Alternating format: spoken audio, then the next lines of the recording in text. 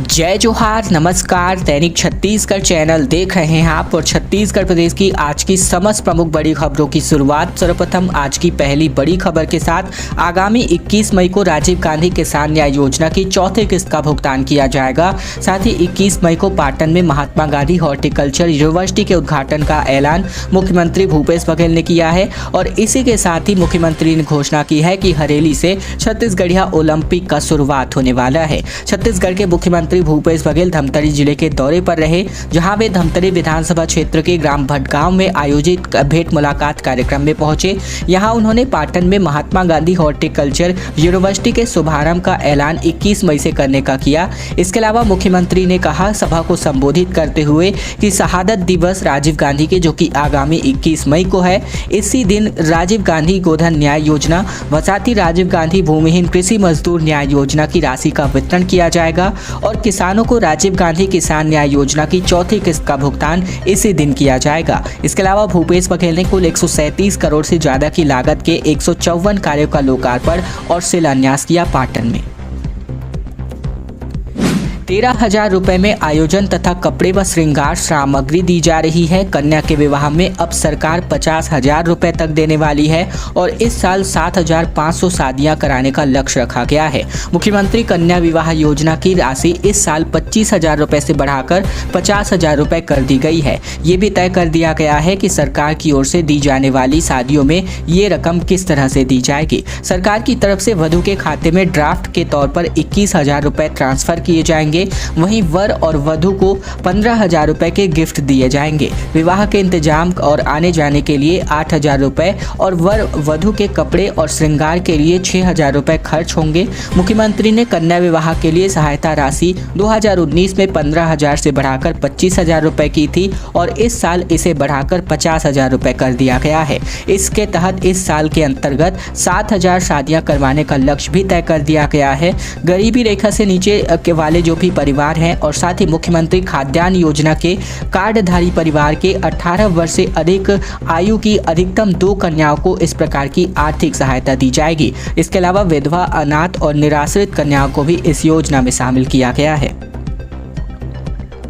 अब मितानिनों और आंगनबाड़ी कार्यकर्ताओं के माध्यम से आयुष्मान कार्ड का निर्माण होने वाला है। रिसाली नगर निगम ने इस मुहिम की शुरुआत की है। विशेष प्रशिक्षण इसके लिए दिया गया है। दरअसल रिसाली नगर निगम ने क्षेत्र में छूटे लोगों का आयुष्मान कार्ड बनाने के लिए एक नई मुहिम शुरू की है।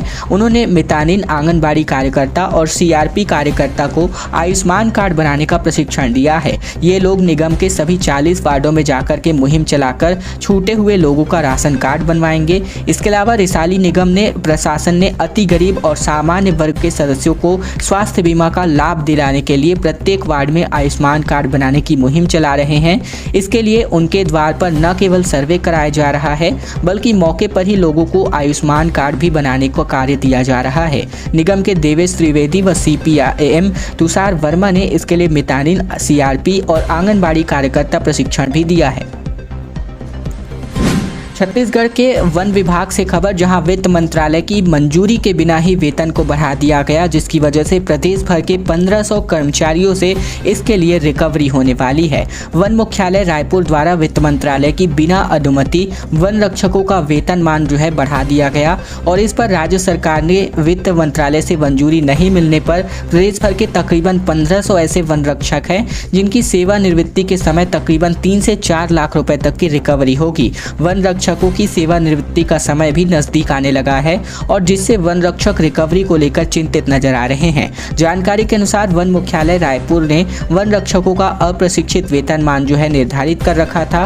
वर्ष 2003 से 2012 के बीच भर्ती वन रक्षकों को प्रशिक्षित व अनप्रशिक्षित जो कैटेगरी है इनमें बांटा गया था और इन्हीं को लेकर के मूल वेतनमान के बढ़ोतरी इनके द्वारा कर दी गई, लेकिन वित्त मंत्रालय से इसकी मंजूरी नहीं ली गई थी और अब वेतनमान के बढ़े हुए 15 साल बीत गए हैं लेकिन वित्त मंत्रालय की मुहर नहीं लग पाई है। ऐसे में अब इन सारे जो भी बढ़ी हुई वेतनमान का भुगतान जो वन रक्षकों को किया जा चुका है, इनकी रिकवरी तकरीबन 3 से 4 लाख रुपए 1500 जो भी प्रदेश के कर्मी हैं इनसे रिकवरी होगी। छत्तीसगढ़ में न्यूजीलैंड की फिल्म शूट हुई है, जहां पर चंद्रखुरी आई विदेशी हीरोइन को जो है छत्तीसगढ़िया अंदाज भाया मददगार रही है इंडियन पर बेस्ड ये मूवी। दरअसल छत्तीसगढ़ की राजधानी से लगे चंद्रखुरी में विदेशी कलाकारों का जमावड़ा लगा हुआ है। लाइट कैमरा एक्शन के माहौल के बीच ग्रामीण इलाके के विदेशी फिल्म की शूटिंग भी पूरी करते नजर आए। मुख्यमंत्री भूपेश बघेल के सलाहकार गौरव द्विवेदी ने बताया कि न्यूजीलैंड से आए विदेशी कलाकारों ने स्थानीय लोगों और साथ ही बच्चों कलाकारों के साथ खूब मस्तियां की है। चंद्रखुरी में माता कौशल्या मंदिर के सामने शूटिंग के दौरान बीच बीच में ये बच्चे डांस करते भी दिखाई दिए। छत्तीसगढ़िया सबले बढ़िया यह कहकर स्थानीय लोगों के साथ जमकर मजे लेते न्यूजीलैंड के वासी नजर आए। इसके अलावा 3 से 4 दिनों के शेड्यूल के बाद ये टीम चंद्रखुरी से न्यूजीलैंड के लिए रवाना हो गई। फिल्म की शूटिंग पूरी कर ली गई है और फिल्म के लाइन प्रोड्यूसर अमित जैन ने बताया कि फिल्म भारतीयों के मददगार होने की आदत पर बेस्ड है।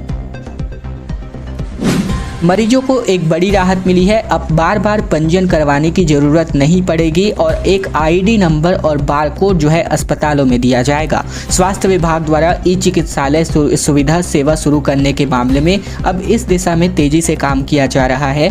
विभाग द्वारा प्राथमिक स्वास्थ्य केंद्र यानी PHC और सामुदायिक स्वास्थ्य केंद्र यानी CHC सहित अन्य अस्पतालों में इलाज के लिए आने वाले मरीजों को आईडी नंबर और बारकोड जारी किया जाएगा। विभाग ने इसकी तैयारी शुरू कर दी है। प्रदेश के प्राथमिक स्वास्थ्य केंद्रों, सामुदायिक स्वास्थ्य केंद्रों में ई चिकित्सालय की व्यवस्था के तहत चाक चौबंद करने को कहा गया है। पिछले दिनों हुई बैठक में स्वास्थ्य विभाग के अधिकारियों ने CMHO को कंप्यूटर और प्रशिक्षित कंप्यूटर ऑपरेटर तैनात करने के निर्देश जारी किए ताकि अस्पतालों में आने वाले मरीजों को आईडी नंबर और बारकोड जारी जल्दी शुरू किया जा सके।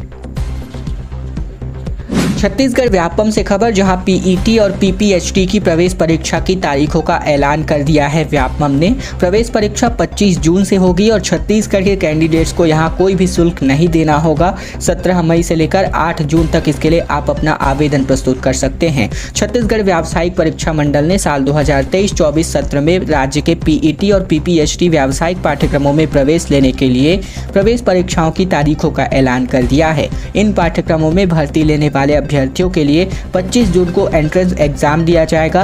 व्यापमं की ओर से इस परीक्षा के लिए ऑल इन आवेदन 17 मई से 8 जून तक स्वीकृत किए जाएंगे और इसके बाद त्रुटि सुधार के लिए 9 जून से 11 जून तक का समय दिया गया है। अभ्यर्थियों के लिए इस परीक्षा का एडमिट कार्ड 19 जून को जारी किया जाएगा। वहीं इस परीक्षा में शामिल होने वाले छत्तीसगढ़ के स्थानीय निवासियों को किसी भी प्रकार का परीक्षा शुल्क नहीं देना होगा।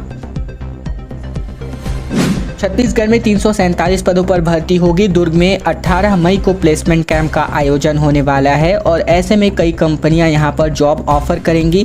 बेरोजगार इंजीनियरों के लिए भी शानदार मौका हो सकता है। छत्तीसगढ़ के दुर्ग जिले में प्लेसमेंट कैंप का आयोजन हो रहा है और इस प्लेसमेंट कैंप में निजी नियोजकों के द्वारा तकरीबन 347 अलग अलग पदों पर भर्ती होगी।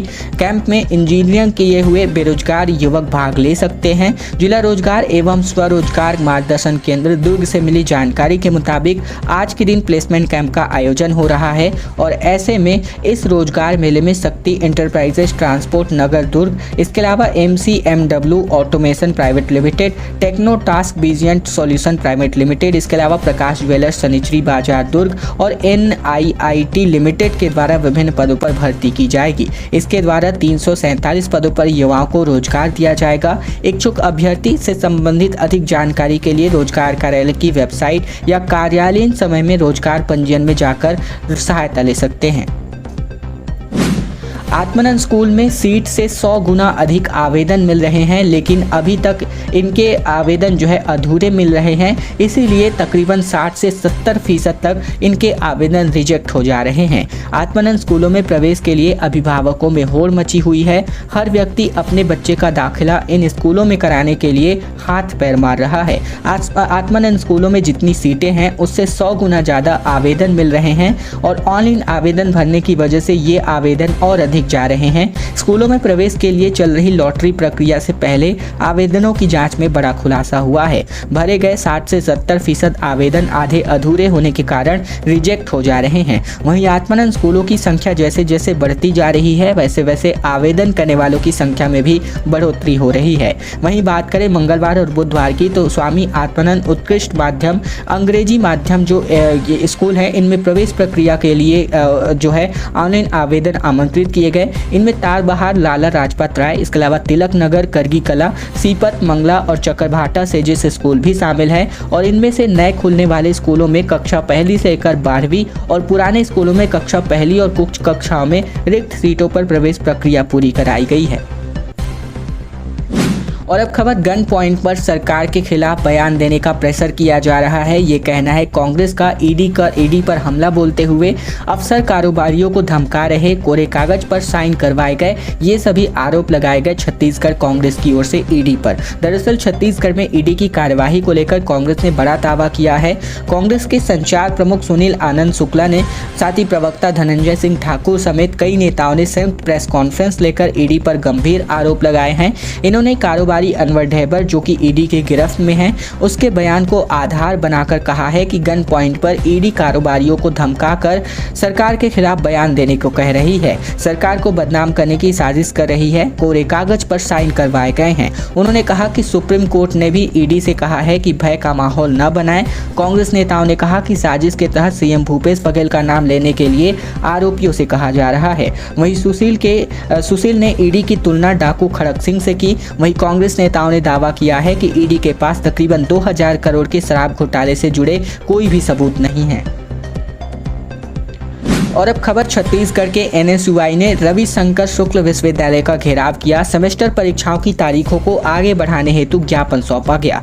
दरअसल मीडिया को जानकारी देते हुए एनएसयूआई के रायपुर जिला उपाध्यक्ष वैभव मुझेवार ने बताया कि गंगा जल छिड़ककर विश्वविद्यालय का घेराव किया गया। हमारी मांग सेमेस्टर परीक्षाओं की तारीखों को आगे बढ़ाने की है, जिसको लेकर प्रदर्शन किया गया। वैभव ने आगे बताया कि हर छात्रों का सपना होता है कि वह सरकारी नौकरी करे, जिसके लिए वह ग्रेजुएशन तक की पढ़ाई करता है, फिर उसके बाद पोस्ट ग्रेजुएशन करता है। और उसी सपनों के तहत आज कई वर्षों से जो विद्यार्थी अपनी प्रतियोगी परीक्षाओं की तैयारी कर रहा है, ठीक उसी दिन विश्वविद्यालय प्रशासन द्वारा सेमेस्टर परीक्षाओं को आयोजित कराकर उनके सपनों पर घातक प्रहार किया जा रहा है, जिसका हम विरोध करते हैं। और इस ज्ञापन के अंतर्गत यहाँ पर इस बात की मांग की गई कि जो प्रतियोगी परीक्षाओं के दिन जो परीक्षाएं फंस रही हैं, उनको कहीं न कहीं आगे शिफ्ट किया जाए।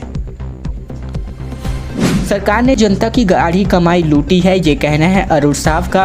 अरुण साव ने कहा कि 20,000 करोड़ रुपए के शराब घोटाले को उजागर किया। पीएससी मामले में लोक सेवा आयोग के दफ्तर का घेराव बीजेवाईएम करने वाली है। दरअसल छत्तीसगढ़ में 2000 करोड़ रुपए के शराब घोटाले को लेकर ईडी के खुलासे के बाद बीजेपी लगातार कांग्रेस पर हमलावर है। इसी कड़ी में बीजेपी ने अब इस शराब घोटाले का पोस्टर लॉन्च किया है। बुधवार को बीजेपी प्रदेश कार्यालय कुशाभाऊ ठाकरे परिसर में प्रदेश अध्यक्ष अरुण साव, सह प्रभारी नितिन नवीन, पूर्व मंत्री बृजमोहन अग्रवाल और धर्मलाल कौशिक समेत अन्य नेताओं की मौजूदगी में शराब घोटाले का पोस्टर लॉन्च किया गया। घोटाले को लेकर आरोप लगाते हुए प्रदेश अध्यक्ष अरुण साव ने कहा कि ईडी अगर सही तरीके से जांच करे तो ये 20,000 करोड़ का घोटाला है। कांग्रेस की सरकार ने छत्तीसगढ़ की गरीब जनता की गाढ़ी कमाई को लूटा है। आबकारी मामले को लेकर खबर, ईडी से सुप्रीम कोर्ट ने कहा कि छत्तीसगढ़ में भय का माहौल निर्मित ना किया जाए। दरअसल केंद्रीय प्रवर्तन निदेशालय यानी कि ईडी की टीम लगातार छत्तीसगढ़ में छापेमारी कर रही है और इसी को लेकर मंगलवार को राज्य सरकार की याचिका पर सुनवाई करते हुए सुप्रीम कोर्ट ने ईडी से कहा है कि छत्तीसगढ़ में भय का माहौल ना बनाएं। जस्टिस एसके कौल और साथ ही जस्टिस ए अमनुल्लाह की पीठ ने कहा कि अब आप इस तरह का व्यवहार करते हैं तो ये एक वास्तविक कारण भी संदिग्ध हो जाता है, इसीलिए भय का माहौल नहीं बनाया जाए। ईडी छत्तीसगढ़ में 2000 करोड़ की कथित आबकारी गड़बड़ी में 3 लोगों को गिरफ्तार कर चुकी है। वहीं बकारी अधिकारियों और इसके अलावा कारोबारियों और शराब ठेकेदारों से इस मामले में लगातार पूछताछ की जा रही है। एक कारोबारी ने कोर्ट में कहा है कि ईडी अफसर उस पर सीएम भूपेश बघेल का नाम लेने के लिए दबाव बना रहे हैं। इंजीनियरिंग कॉलेज में एडमिशन को लेकर खबर, जहां पीईटी में 0 अंक पाने वालों को भी इंजीनियरिंग सीट मिलेगी और अब तक 10% अंक लाना जरूरी होता था। दरअसल छत्तीसगढ़ के इंजीनियरिंग कॉलेजों में एडमिशन अब और आसान हो गया है, क्योंकि प्री इंजीनियरिंग टेस्ट में यानी कि पीईटी में 0 नंबर पाने वाले जो भी इंजीनियर हैं, इनको भी इंजीनियरिंग की सीट मिल जाएगी। पिछले सत्र तक इंजीनियरिंग कॉलेज में दाखिले के लिए पीईटी में 10% का अंक लाना अनिवार्य था। हाल ही में जारी किए गए इंजीनियरिंग के नए प्रवेश नियम के न्यूनतम अंक की अनिवार्यता हटा दी गई है। वहीं इसी तरह नए सत्र से 2023-24 से इंजीनियरिंग के अलावा भी अन्य तकनीकी कोर्सेज जैसे कि पॉलिटेक्निक, MCA, फार्मेसी, MBA और दूसरे प्रोफेशनल कोर्स की भी खाली सीटों के लिए अगर राज्य के छात्र नहीं मिले तो दूसरे प्रदेशों के छात्रों को दाखिले का रास्ता खोल दिया गया है। अंतिम बड़ी खबर, जहां भूपेश बघेल ने कहा कि ब्यूरोक्रेट्स या फिर राजनेता का बेटा होना कोई अपराध नहीं है। CGPSC पर उठे सवालों पर मुख्यमंत्री ने जवाब देते हुए ये बातें कही।